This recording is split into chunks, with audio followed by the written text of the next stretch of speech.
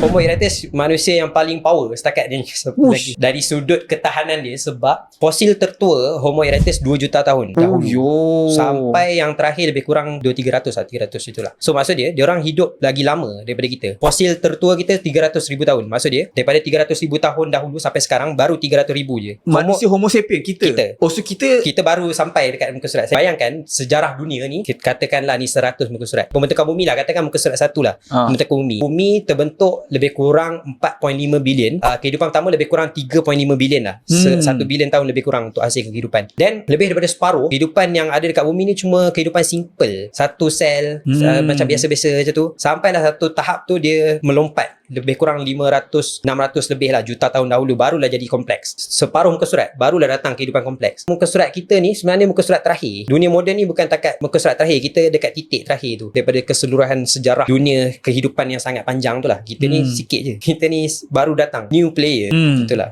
Kalau nak dibandingkan dengan spesies ikan, nak bandingkan dengan spesies reptilia, dia orang hidup lagi lama daripada kita. Kenapa Homo erectus adalah yang manusia paling kuat? Dia ke sebab dia tahan dia fosil tak kuat, dia lama, dia daripada 2 juta tahun dahulu kita dah jumpa fosil dia sampai dah sekarang lah. Kita tak pastilah kenapa dia boleh tahan. Terlalu banyak faktor yang menentukan kadar kepupusan spesies, kadar penghasilan spesies, ada macam-macam faktor alamiah lah. Sebelum tu saya nak google muka Homo erectus. Dia lain ni daripada ni, daripada sikit lah, dia lain sikit. Neanderthal. Tapi dia macam-macam lah. Dia antara spesies manusia yang banyak landmark lah dalam human history.